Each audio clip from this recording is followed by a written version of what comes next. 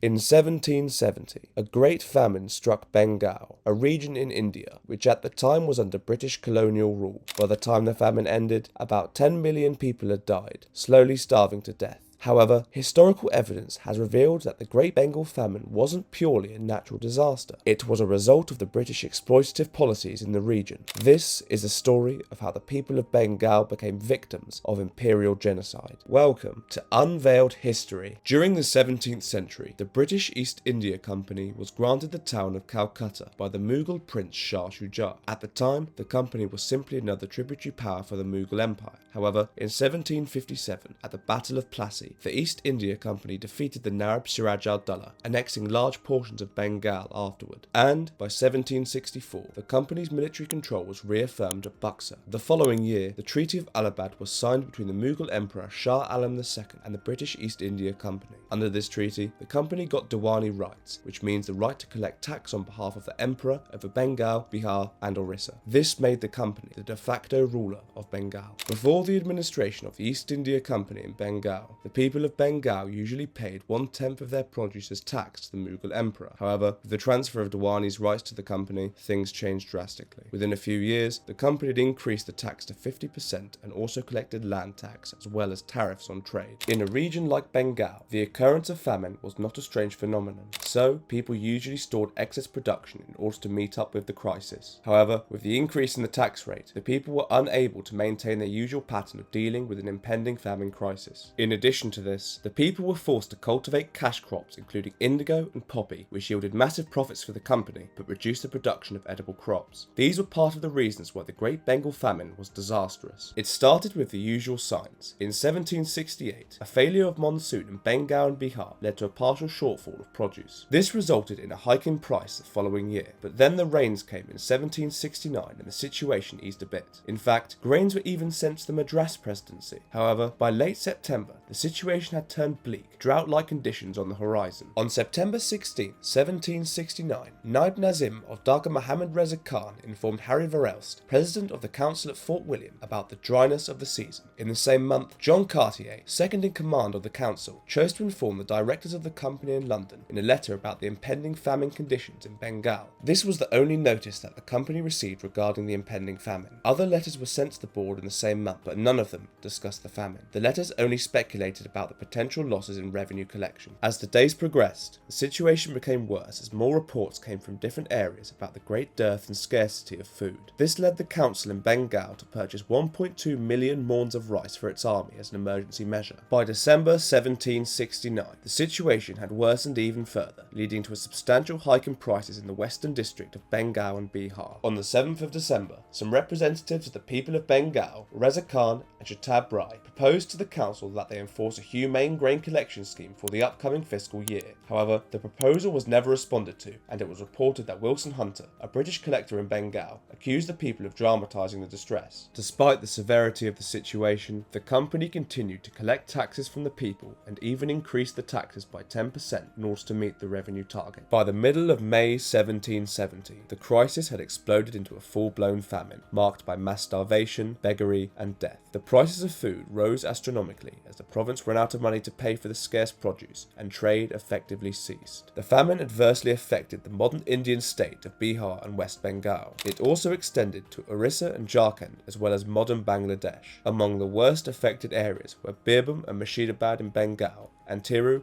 Champaran, and Betia in Bihar. By the mid-1770s, death from starvation was occurring on a large scale. There were reports of the living feeding on the bodies of the dead, as well as an epidemic of diseases. By the late 1770s, the monsoon came, which abated the famine and resulted in good harvests. But the rainfall brought diseases, most notably smallpox, which many among the enfeebled fell victim to. The famine also resulted in the depopulation of large farming areas. During the following decades, these areas remained empty and turned back to the jungle as survivors of the famine migrated in search of food. Much of Birbhum, for instance, was returned to the jungle and remained impassable for decades. From 1772, bands of bandits and thugs became an established feature of Bengal, and these were only controlled by punitive actions in the 1780s. By the end of the famine, about 10 million people had died, which was approximately 1/3 of the population. While the company did not create the famine, its actions, or lack of, exacerbated the crisis. The people of Bengal were used to famine, but they had protective measures to deal with it. This included the storage of excess produce in the face of an impending famine crisis. However, as a result of the tax increase, such safety measures could not be maintained. The hoarding of rice during the famine period by the company also prevented traders and dealers from laying in reserves that at other times would have tided the population over lean periods. In addition to this, the company did nothing to mitigate the famine. There was no reduction in taxation or any significant relief for the people. In fact, in April 1770, as a famine approached its heights, the company announced that land tax for the following year was to be increased by 10%. By the time of the famine, monopolies in grain trading had been established by the company and its agents. The company had no plan for dealing with the grain shortage, and actions were only taken insofar as they had affected the mercantile and trading classes. This was why, in October 1769, when the company requested that storehouses be constructed in Patna and Murshidabad where grains would be stored, the proposal was not successful because many company officials, along with their Indian assistants known as Gumastas, exploited the famine to create grain monopolies. However, in February 1770, 6 rice distribution centres were opened in Murshidabad to provide half a seer of rice a day per head. The proposal was approved and the council bore about 46% of the expenditure. The remaining sum was paid by Nawab Najib Ali, Khan himself, Rai Dalab and Jagat Seth. The council provided about £4,000 of rice over the space of 6 months, but it was not enough to mitigate the crisis. This is because the scheme favoured those in the employment of the company. Now, while the company experienced a decrease in land revenue by 14% in 1770, it was reported that the total revenue earned by the company was higher in 1771 than in 1768. Globally, the company's profit increased from 15 million rupees in 1765 to 30 million in 1777. This meant that the company's profit more than doubled after the famine. The Bengal Famine of 1770 highlights the consequences of colonial economic policies on the local population. It is a sober reminder of the human cost of colonial exploitation and poor governance.